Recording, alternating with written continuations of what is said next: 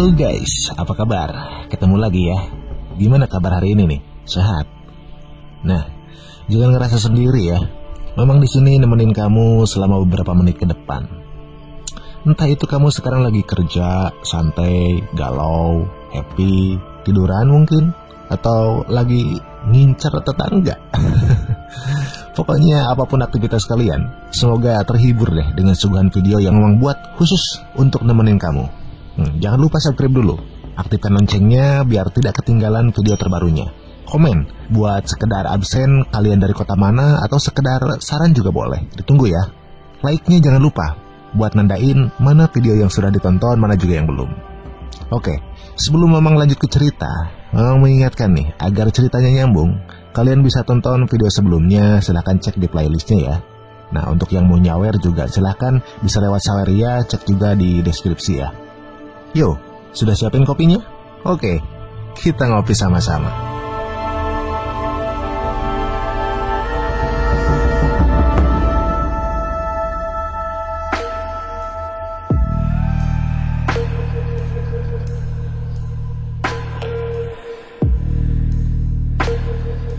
Scene diawali di sebuah hutan yang terbakar. Tak jauh dari sana, terlihat beberapa orang mercenary yang sedang mengamati dari tempat itu. Woi, tak mungkin ada kobol yang selamat kan? Hei Kapten, seperti yang kita duga, kalau mage itu cukup kuat juga ya. Haruskah kita mundur terlebih dahulu? Dasar bodoh, jangan jadi pengecut sialan. Dari ukuran api itu, dia pasti belum memulihkan mananya. Tiba-tiba dia dikagetkan oleh kedatangan seseorang dari dalam hutan. Wih, dia datang. Terlihat seseorang yang baru keluar itu, dia sambil membawa kepala kobol yang terpangku di pinggangnya. Sial, benda ini berat sekali. Sepertinya pemuda inilah yang menyebabkan hutan itu terbakar. Setelah pertarungannya yang sengit dengan para kobol, lalu langkahnya terhenti ketika dia melihat beberapa mercenary yang sudah menghadang jalannya. Terlihat para mercenary itu sudah siap di posisinya untuk menghadang langkah pemuda itu. Hei bocah, lebih baik kau berhenti. Namun pemuda itu hanya menepuk jidatnya. Woi bocah, lebih baik kau letakkan saja kepala kobol itu. Kalau kau melakukannya, kami akan membiarkanmu tetap hidup. Seperti yang kau minta. Lalu dia pun mencoba meletakkan kepala kobol itu. Namun setelah dia melepas kepala kobol itu, dia langsung mencoba mengcasting skillnya. Kapten yang menyadari itu, lantas dia menyuruh mercenary yang bersembunyi untuk melakukan serangan dadakan untuk menggagalkan casting pemuda itu. Sebuah anak panah melesat cepat dari busur mercenary yang bersembunyi. Melesat cepat, tepat ke arah punggung pemuda itu. Namun, yang terjadi di luar perkiraan mereka. Anak panah itu dibelokkan dengan skill unik dari pemuda itu dan merubah arahnya ke si botak yang tepat berada di depannya. Wih, apa itu? Sial, berhenti tercengang. Bunuh dia, tegas si kapten. Para mercenary langsung menyerang si pemuda itu dari berbagai arah. Namun, si pemuda itu melompat mundur ke belakang untuk mengambil jarak. Lalu, dengan cepat mengcasting sebuah skill. Dia menekupkan kedua tangannya, dan yang terjadi, area di sekitar itu terlihat dipenuhi es. Pria berambut kuning yang paling depan, yang paling dekat, langsung terkena skill dan membeku. Sial, ini sihir es. Bagaimana dia? Tiba-tiba terjadi retakan di orang yang terkena skill tadi. Dan setelah pemuda itu melewatinya, dia seketika hancur. Sial, bukannya dia fire mage? Apakah api yang membakar hutan itu dari ledakan, bukan dari skillnya? Hoi, apa mereka berdua bersembunyi di semak-semak?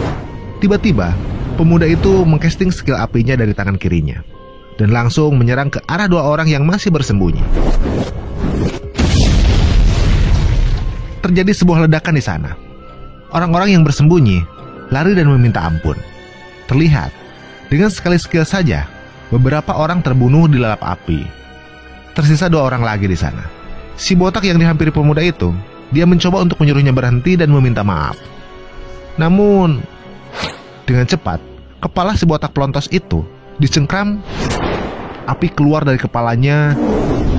Dia langsung muka terbakar. Sisa orang yang dipanggil kapten. Dia terduduk lemas melihat kematian anak buahnya yang dibunuh secara brutal. Hei, ini tak mungkin kan? Bagaimana kau bisa? Atribut es dan api pada waktu yang bersamaan. Pemuda itu sambil mengeluarkan pedang berkata, bagaimana menurutmu? Ini karena aku adalah karakter sampah.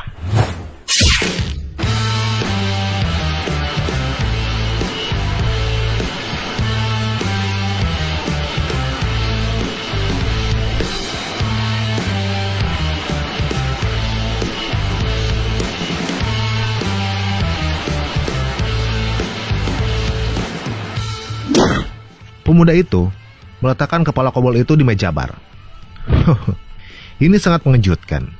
Aku tak menyangka kau bisa menyapu bersih sarang kobold itu. Tapi terima kasih.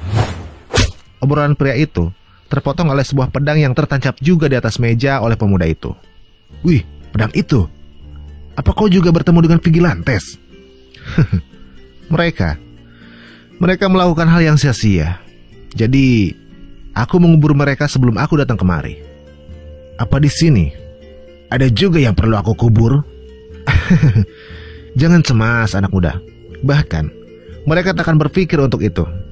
Menurutnya, para bajingan itu tak melakukan apapun dan hanya makan daging.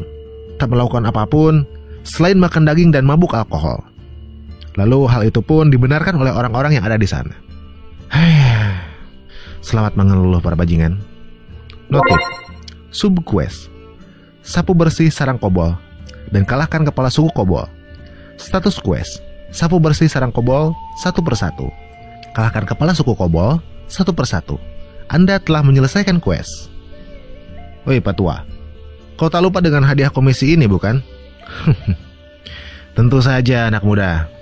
Seperti yang dijanjikan, menginap di bar kami secara gratis seumur hidupmu. Apa kau butuh yang lain anak muda? Siapkan saja air panas untuk mandi sekarang. Baiklah, aku akan segera menyiapkannya. Woi anak muda, siapa namamu? Lalu pemuda itu berhenti sejenak. Ian. Namaku Ian. Ian Hoff. Kita diperlihatkan bagaimana Ian bisa sampai ke dunia fantasi ini. Aquilonia. Itu adalah game yang dia unduh dari sebuah komunitas. Dunia semi fantasi gelap yang penuh dengan pengkhianatan dan konspirasi. Saat ini, dirinya berada dalam tubuh Ian Hoff, sebuah karakter yang ia besarkan sebelum ia bertransmigrasi. Karakter mage yang kacau. Normalnya, Aquilonia adalah game yang hanya bisa membuat satu jalan. Dengan begitu, pemain bisa menangani tingkat kesulitan dari paruh akhir game. Namun, berbeda kasusnya dengan Ian. Jika dia membutuhkan stamina, dia akan menambahkan stamina. Jika dia membutuhkan pedang, dia akan memilih swordmanship. Menurutnya, mage seharusnya berburu sendirian, dan hasilnya adalah karakter yang sekarang. Ian telah menyadari kalau karakternya hancur, dan mencoba untuk menghapusnya, dan mulai untuk membesarkan karakter baru. Namun yang terakhir dia lihat, bersamaan dengan pesan aneh, layar monitornya mulai berkedip-kedip. Dan saat dia mulai bangun, dia berada di sebuah rawa yang penuh dengan berbagai macam musuh dan juga ada monster di sana. Sebuah tempat yang disebut dengan tutorial area. Dia pun masih bingung, kesalahan apa yang dia buat hingga jatuh ke tempat seperti ini. Lalu, pendapat tentang situasi yang tak rasional itu pun tidak bertahan lama, karena dia sadar kesalahan kecil saja bisa membuatnya mati. Menurut Ian, cukup baginya untuk menyesuaikan diri dengan dunia gelap ini. Dan sudah 1 tahun berlalu sejak saat itu. Lalu dia terkaget dengan kedatangan seseorang dan dengan refleks mengacungkan pedangnya. Rupanya hanya seorang pelayan yang datang ke sana untuk mengambilkan air. Wanita itu pun berteriak, "Aku hanya mengambilkan air." "Oh, maaf. Aku pikir kau adalah penyergap." Lalu pelayan itu pun menuangkan air ke dalam bak mandi Ian. Ian merasa beruntung, sebab dia bisa bertahan di area tutorial berkat status original karakternya. Meski karakternya kacau, namun poin tetap berfungsi. Menurut pandangan Ian, sejak dia bertransmigrasi, peta dari dunia ini telah berkembang dan musuhnya juga semakin kuat. Bahkan, orang-orang dan desa yang tak pernah Ian lihat sebelumnya di dalam game, kini telah muncul. Namun meski begitu, bagi Ian sendiri, semuanya bukan masalah. Sebab, status miliknya dan para bajingan di negara ini jaraknya sangatlah besar. Namun bukan berarti Ian merasa puas dan menyerah untuk saat ini. Sebab, jika dia terhanyut, yang akan menunggunya hanyalah sebuah kematian. Ian bertekad untuk terus menjadi kuat, walaupun sedikit demi sedikit, dan berharap mendapat sesuatu yang berguna dari apa yang dia lakukan. Setelah sarang kobold diobrak-abrik oleh Ian, dia menyuruh warga desa untuk melakukan pencarian di sana, seperti sesuatu yang berharga. Wih, apa tidak apa-apa kita mengambil semua ini? Iyalah tae. Master Ian bilang, kita hanya perlu memberikan sesuatu yang terlihat berharga. Aku tak tahu mereka melakukan seperti apa yang kukatakan atau tidak. Master, kami telah melucuti armor dari para monster ini, seperti perintah Anda. Bagus. Sisanya, biar aku yang urus. Seperti yang kuduga. Terlihat Ian yang sedang mencongkel sesuatu dengan pedangnya yang menempel di dada mayat para monster. Master, apa itu Cursed Breed? Ya, sesuatu seperti itu. Ini berisi mana yang telah tercemar. Dan jumlahnya cukup banyak. Apa maksud Anda kepala suku bajingan itu menggunakan sihir hitam atau semacamnya? Bajingan yang menanamnya di tubuh ini pasti menggunakannya. Begitu ya. Lalu, apa yang terjadi jika tersihir oleh benda itu, Master? Weh, Johnson, apa kau sudah mencari semua yang ada di sana? Weh, Johnson. Weh, benda apa itu? Itu terlihat indah. Apa kau memungutnya?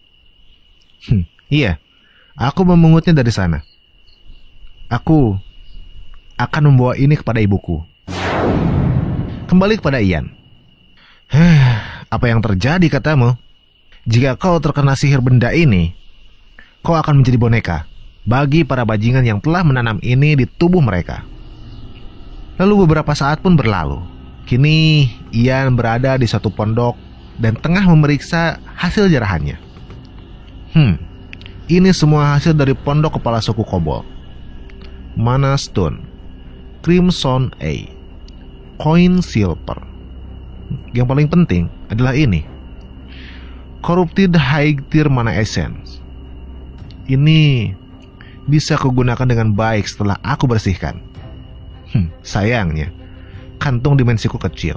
Namun tak masalah, ini masih berguna. Entah, ini bentuk belas kasih agar aku tak mati dengan mudah, atau hadiah dari sosok yang membawaku ke dunia ini. Ya, ini menguntungkanku. Kuharap mereka juga memberikan aku poin. Woi, Master, apa kau yakin aku bisa memiliki semua ini? Ya, ambillah. Tapi tidak gratis. Apa maksudmu? Kita bisa bicara nanti. Ayo kita pergi ke pintu masuk. Kita lihat sebaik apa kau menyelesaikan permintaanku. Terlihat para warga yang sedang berbaris di luar setelah selesai menjarah sarang kobold. Kantong kalian semua penuh. Bagus. Tapi biar aku periksa dulu. Bila ada sesuatu yang berbahaya. Lalu Ian pun menggunakan mana deteksi. Mereka aman. Aduh, bodoh sekali. Maaf, Master. Tunjukkan isi kantungmu. Aku tidak tahu apa yang Master bicarakan. Namun tiba-tiba orang itu bertingkah aneh. Matanya mulai memerah. Tiba-tiba dia diselimuti dengan mana kematian. Woi, apa yang terjadi pada Johnson? Kutukan ya. Kurasa memang sejak awal pemikiran kita memang berbeda. Ian menebas leher orang itu. Namun pedang Ian ditahan hanya dengan jarinya. Jangan begitu. Kau mencoba menebas leherku ya? Sial. Datang juga masalah lain. Kupikir itu hanya sebuah kutukan. Ternyata ada hal lain toh. Keparat, kau mengancam benih yang kutanam di ladangku. Kau juga yang menyembunyikan benihku kan? Hah? Apa dia bicara soal corrupted essence? Dia pasti bingung karena kehilangan koneksi saat aku menaruhnya ke kantong dimensiku. Jika bukan karena aku, para kobold sudah siap menyerang desa. Sepertinya aku adalah variabel eksternal yang di luar perhitungan mereka. Sepertinya kau sedang terburu-buru. Aku akan menggunakan manamu dengan baik. Dark Mage. Sial, sombong sekali kau. Pedang Ian dipatahkan oleh orang yang kesurupan itu. Sial, padahal aku belum lama mendapatkan pedang ini. Orang itu mencoba menyerang Ian. Dengan cepat, Ian mengayunkan pedang patahnya untuk menghalau serangan musuh. Namun, musuh terus berusaha merangsek maju, menyerang Ian dengan cakarnya. Ian mencoba menahan dengan pedangnya. Kulihat, kau sangat kewalahan, sialan. Akan kuajari kau cara bagaimana bicara dengan baik, kata orang itu sambil terus menyerang Ian. Namun yang tadi dia sadari, sebuah fireball telah mengarah ke perutnya. Serangan itu berhasil telak mengenai tubuh orang itu dan meledak cukup dahsyat. Terlihat Ian yang masih mengcasting fireball lainnya. Namun orang tadi masih selamat. Hanya bajunya saja yang robek tengahnya. Sial, apa kau? Tiba-tiba Ian tengah siap kembali menyerang dengan fireball di tangannya. Kau terlalu banyak bicara. Beberapa fireball kembali telak menghantam orang itu tanpa bisa ditahan. Wih, apa itu? Astagfirullahaladzim. Kembali ke Ian. Dia nggak berhenti mengcasting skillnya. Kembali dia siapkan fireball susulan. Orang itu kembali mendapat serangan telak hingga terlempar cukup jauh ke belakang. Nampak tubuhnya yang gosong terbakar. Namun aura kehitaman masih mengitari di tubuhnya. Kau orang yang dicari Crimson. Itu bagus. Aku akan mencarimu lagi, bocah. Ingat itu. Orang yang akan mencabik-cabikmu adalah Necromancer. Kepala Johnson pun terpenggal. Haduh, kau tak perlu memperkenalkan diri saat bertarung, sialan. Ini lebih kecil dari manik milik kepala suku kobold. Jadi, memang benar kalau masih ada yang lain ya. Baiklah. Woi, kalian. Apa ada lagi yang punya masalah? Scene berpindah ke beberapa hari setelahnya. Terlihat pemilik bar seperti biasa sedang melakukan aktivitas biasa di belakang meja. Tiba-tiba Ian masuk ke bar itu. Master Ian, kau seperti biasa kembali menyelesaikan tugas dengan cukup cepat ya. Aku masih belum percaya kalau kau seorang mage. Hati-hati kau. Jangan khawatir, Master. Kau terlihat berbeda dari mereka, para mage yang menyeramkan itu. Ya, reputasi mage sangatlah buruk, Master. Aku mengerti kenapa kau menyembunyikan itu dari awal. Hei, Petua. Kalau kau masih membahasnya, ku bakar mulut kau ya. Tidak, terima kasih. Aku sebenarnya khawatir padamu. Dark Mage itu pasti tak akan membiarkannya begitu saja. Woi, Petua. Khawatirkan saja hidupmu. Dia bisa saja mati untukku. Aku telah menyelesaikan banyak tugas dari kedai dan setiap subquest yang ada di desa. Namun sayang, XP-nya kecil. Kayaknya udah saatnya aku pergi. Kau benar. Orang yang menghancurkan sarang kobold ada di desa ini.